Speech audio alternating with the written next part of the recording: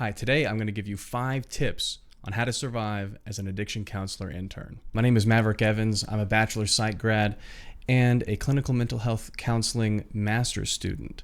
Today I'm going to be sharing with you my experiences and some of my hard-earned wisdoms after working as a licensed chemical dependency counselor intern in Texas in an inpatient drug and alcohol rehabilitation center. What a big mouthful. And these are going to be tips that will benefit you in your entry into what is a very difficult environment and industrial counseling field. Okay, these are things that I wish that I had been able to know and prioritize right out of the gate, and if I had been able to do so, would have had a much better experience. So I'm here to give you these tips today so that if you enter into the addiction counseling field, you'll have a much easier time as an LCDC intern. So the very first one that we're going to be talking about today is that you need to be taking every moment before and after work to rest.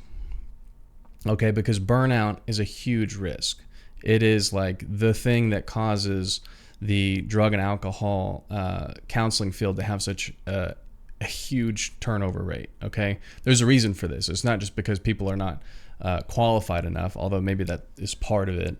But in large part, it's just very taxing on the body, on the mind, on the soul. It's going to be a difficult, challenging, and rigorous experience, either until you get your feet about you, you cut your teeth, and you develop the muscles, so to speak, that are needed to endure the constant weatherings that are just innate to the job, or you realize that this is something that you will have to learn from and move out of eventually. Such was the case with me, which is why I only worked there for a year and 2 months, and not forever. So you need to be not abdicating responsibility in your life, right? We don't want that, because that is just going to make us less of a person, right? Less realized, less.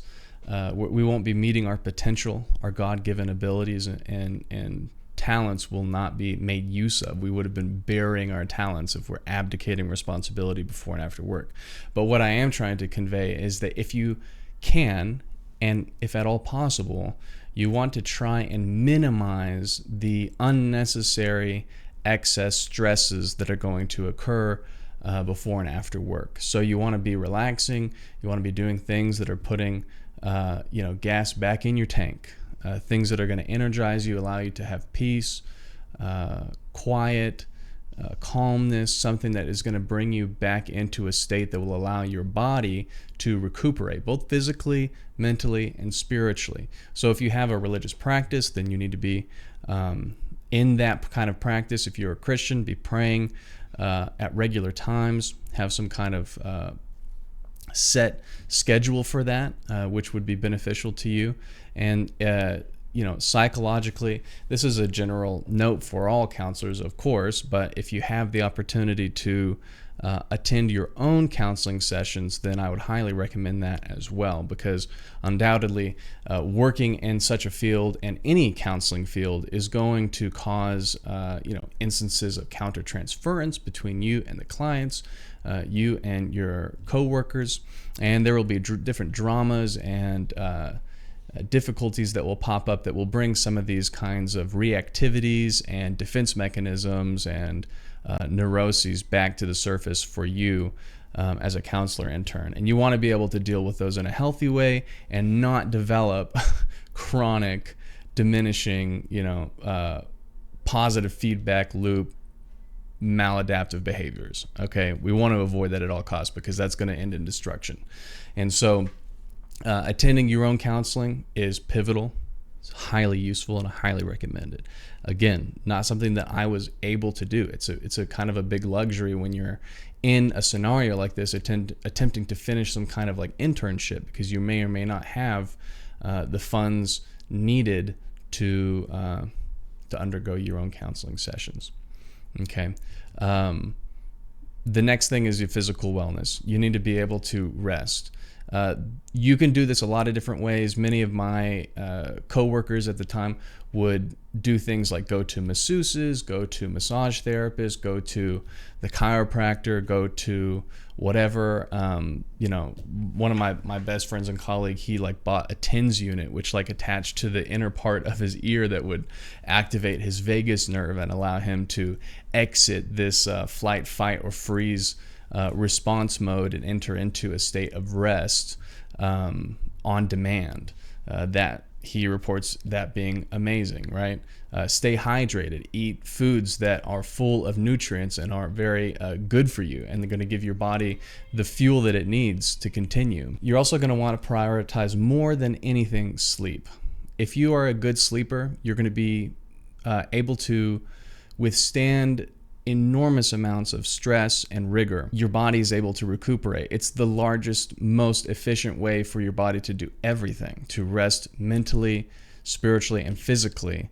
This happens during sleep. So whatever you need to do to watch, a ton of Dr. Huberman, Andrew Huberman videos on how to get to sleep and be a better sleeper and build up a strict routine for sleep hygiene.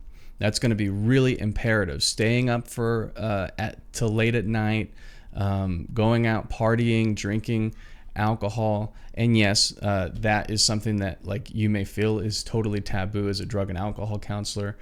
If you are in recovery, you're not going to be drinking any alcohol or any substances. But if you're not in recovery, that's something that you have as an option on the table socially at dinner or whatever.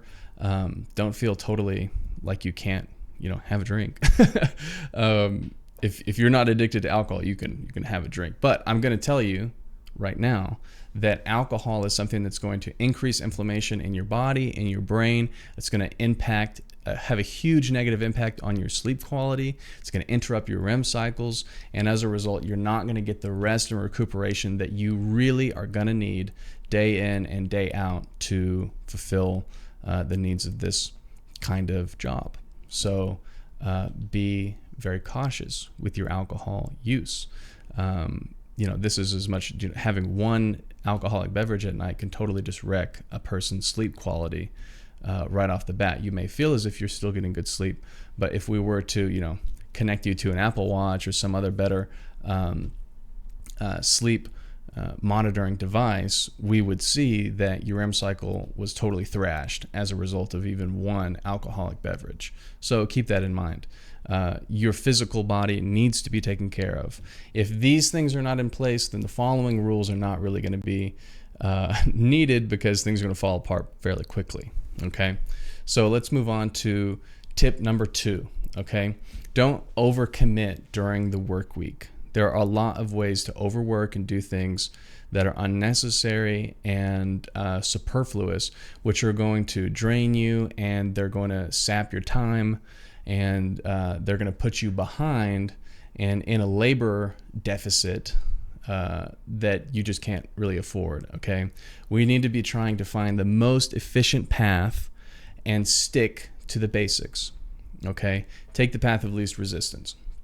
Now, this is, of course, just trying to reiterate that there are right practices, there are basic principles which you will be taught during your training periods, and these are the things that you should cling to primarily.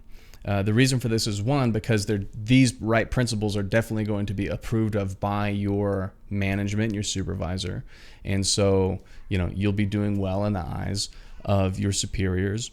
And 2, because if you try and stray away from these basic principles, the things that you were taught in school and during your training sessions once a week with your supervisor, then you're going to put an excess amount of strain on you and your creative ability to attempt to find and create curriculums or branch out in approach. Just to begin as a counselor intern, we need to be focusing on something that is tried and true and is certainly approved of by the higher ups. Okay, this is super important because there are times whenever you can be writing a lot of clinical notes, which we'll talk about in the next rule, the next tip. in which you're writing too many notes. The notes are too detailed, they're too long, and they're just unnecessary, right? There comes a point, in clinical documentation when you think that you need to include so many notes and details, which might be, handy in some circumstances and required. They might be necessary given a certain scenario. But in most cases, it actually is a diminishing return because you're including so many details that in fact you've now convoluted the document. If it had been more brief and concise, it would have been easier to actually read and sift through. And on top of that, you would have saved very precious time. Okay, I can't emphasize that enough. This might just be my own experience, but from what I have read and heard from others, this is kind of a universal principle that when you are working in inpatient facilities for drug and alcohol, that it is likely that you may be understaffed and overworked. There may be large caseloads, and there's a lot of work to be done. And if you don't stay on top of it, it might be easy to get behind. You may even stay in a perpetual state of being behind in all of your clinical documentation, constantly trying to play catch up.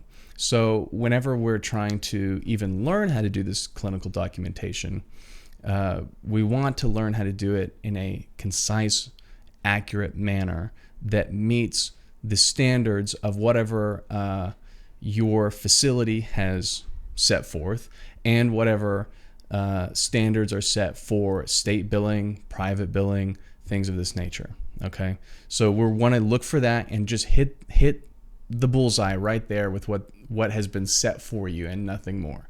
Okay, we can begin to branch out. If you enter into something like private practice, you might have much more control over how you personalize your note-taking and your clinical documentation.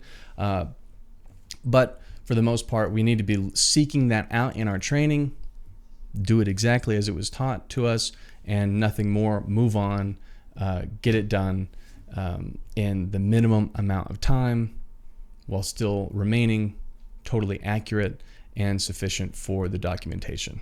Okay. And other places of common like overworking is sometimes I would make the mistake of like doing too grandiose group topics, whether it was for psychoeducation or some kind of process group. And the issue there was that putting tons of energy into something that you're going to have to do either multiple times a day or at least once a day, every day of the week.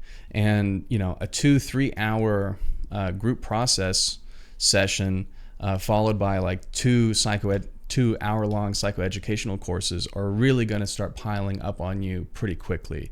The cognitive burnout is going to begin pretty quickly. There were kind of 2 situations in the setup that I had, which was that in the beginning we had an opportunity to develop the curriculums ourselves and the activities ourselves, and then it moved into a situation where we were handed and provided a curriculum and activities.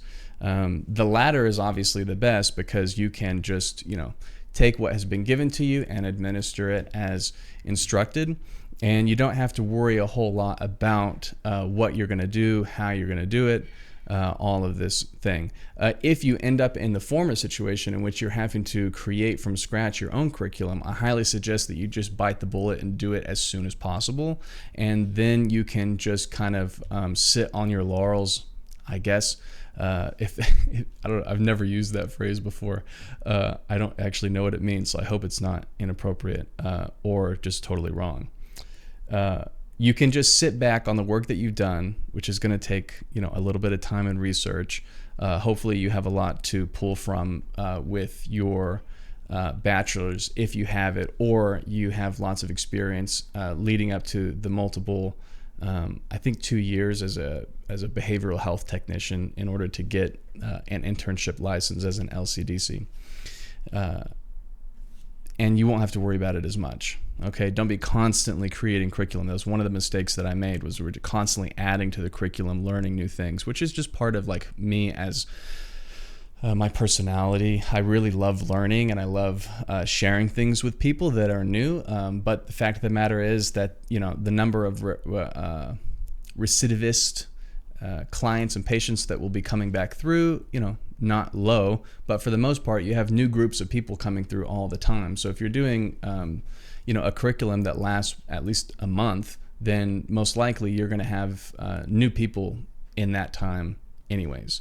So it's best to just do what you can to get a set curriculum and stick to it, and that will lower the labor cost that you have there. Okay. And so that brings us to the third tip here. Master clinical documentation and billing as soon as possible. Okay. This is going to be one of the biggest parts of your whole job. When you talk to people like police or whoever, and you're like, wow, you have such a cool job. It's so interesting. Yeah, well, like the majority of my job is actually just documentation, where I'm writing notes and describing things and filling out these paperworks. And so this is kind of true for being a licensed chemical dependency counselor intern as well. You're going to have to be documenting every single interaction that you have with a client. When I was in my practicum for individual counseling, I was lucky enough to have a professor who ran a very large facility for drug and alcohol rehabilitation in Virginia. And her advice to her interns was that if you interact with a client at all, you're going to need to document it. Okay? If you talk with them, if you interact with them, whatever happens needs to be documented and put down either in an IT note or some other kind of documentation that can be put into the electronic health record softwares. Okay. For us, we used two different softwares, EHR softwares, electronic health record softwares, called CMBHS, which stands for Clinical Management for Behavioral Health Services, and another one called Welligent. And these are going to be a really big hurdle for beginning interns. Okay. If you're good with softwares and doing that kind of thing, it's really not too complicated. But there are many, many details. It is complex, and the steps are numerous, and they need to be done sequentially and in correct ways. And if not, then you're going to mess up the billing, you're going to mess up your documentation, you're going to do things incorrectly, it's going to get kicked back, and the facility is going to get marks against it for these errors in clinical documentation and billing submission. Okay, so it's very important for the facility itself so that the income can continue and they can be making money and keep the lights on, but also just for your own sake so that you don't get fired or in trouble for doing these things improperly. It's kind of the biggest red tape part of the whole job, but if you just put in the work to try and master these documents, these documentation softwares, it's going to really pay dividends in the end. I will tell you myself, because I had great difficulty with mastering these EHR softwares, and it was just a huge pain. I was having to try and get help from people constantly. A lot of the training sessions were trying to help and tutor me to understand what changes had been made, because there were updates to processes or alterations to standards, and you had to keep up with all of that constantly. So if you can reach a point fairly quickly in the beginning of your internship when not much is expected of you, it's going to be a lot better for you in the long run if you just master everything then, and then it won't be so difficult to keep up with the updates and the alterations to the softwares. Okay. And again, finding the most efficient ways to do this is going to be paramount for your success. There are a lot of bugs that show up in these kinds of softwares, and you're just going to have to find workarounds for them and find ways to deal with them. There's just no way around it. So that's a bad pill you're going to have to swallow. But I think a lot of this is, and so it's just no different. Okay, I'm going to do this as number 4. I'm going to switch them. Number 4 is part of this whole process. This is tip number 4 for develop checklists and templates. Okay. There is a process in which to do the clinical documentation. And not only do you need to master how to use these softwares, but the process in which you're going to begin your mastery, I suggest, and what was given to me at the time, was checklists and templates. A template for how to take notes, how to write down your documentation, and checklists for how to complete assessments and intakes and discharges, and how to complete treatment plans. Okay, so these are going to be so important for you. Hopefully there will be people that you will be trained by, and they can provide you these resources just right when you start.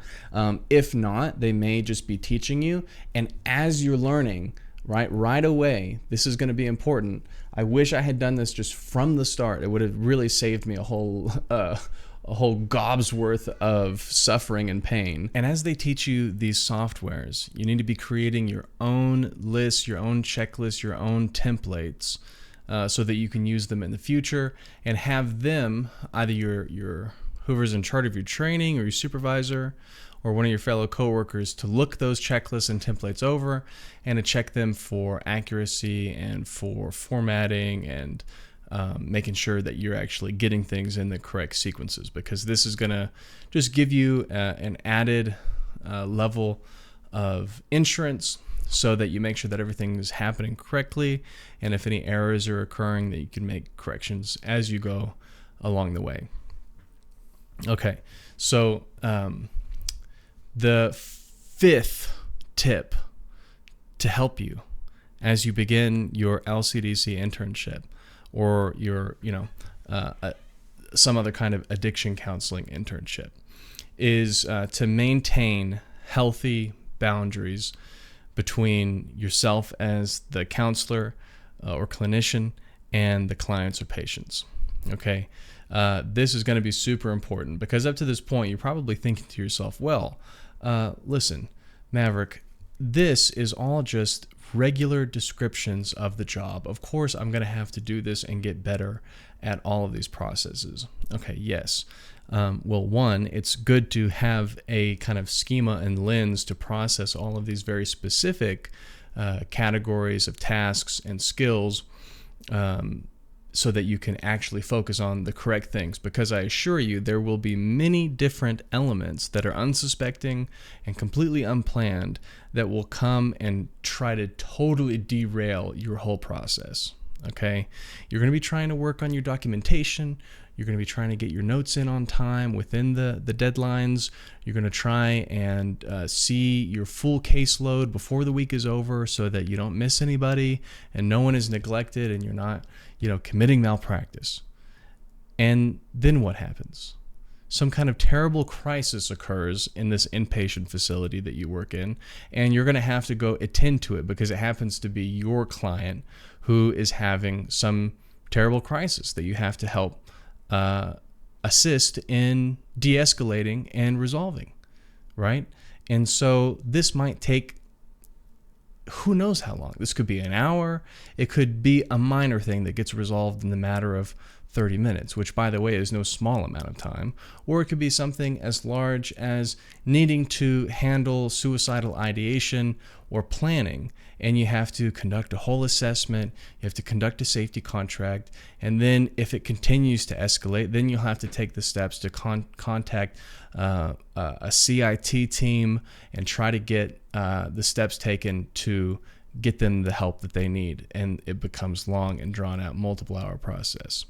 It is these kinds of complicating factors that are not something that I accounted for to begin with, and it was always the wrench that was thrown into the machine that caused all of the operations to go completely awry, resulting in me getting behind in documentation, feeling overwhelmed, stressed, and it just kind of got worse from there, right? So we have to anticipate these complications, these setbacks, these crisis intervention moments, which we'll have to do at some point.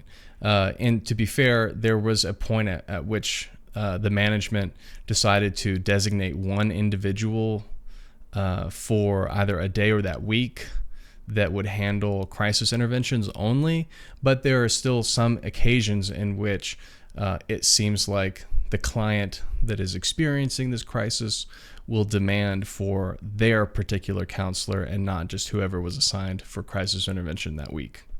And so you still end up having to respond. A lot of this job as an addiction counselor intern is going to end up being lots of documentation, lots of trying to get things done within the required deadlines. And that kind of gets in the way of things, but there are things that we can do preemptively to try and at least mitigate the time damage and the time loss that results from, unexpected setbacks. And the boundary between client and patient is going to be so important. There were a lot of times in which I and my colleague that I was working with would be bending over backwards to try and help a lot of these clients with the issues that they had, whatever that might be, calling and advocating for them with whatever service, or getting them bus tickets or whatever it was that they needed. But a lot of times it seemed like this was kind of crossing a line, a boundary that needed to be set was not set, and it was causing an overall detriment in our efficacy as counselor interns, and we needed to make sure that those boundaries were established so that everything was more proper and we didn't lose out on time, and we were capable of servicing and helping our entire caseload. And that's not to mention, difficulties with other people who are going on vacation or have to call out because they're sick. And then you're having to see their clients on top of your own caseload and put in motivational interview notes for someone else. And it's just can be an absolute hellscape if you don't take the previous tips that I gave you totally serious. And these were all really hard-earned wisdoms and knowledges that I was able to mine from this hellscape, okay? And so if you are in the situation where you are going to become a new LCDC intern, or you are currently a fresh LCDC intern, then I just encourage you to take a deep breath and understand that I know that this is really difficult. I have been in your shoes before, and it ain't easy. So your feelings are totally valid. Don't panic. There are a lot of things that you can do to make your situation a little better. And so let's continue working together to try and get through this. So I hope that you guys enjoyed this video. Look forward to more videos concerning addiction counseling internship. And if you like this video, you may also like the one that will be suggested here at the end, or the one that I will include in the description below. And I will see you guys later.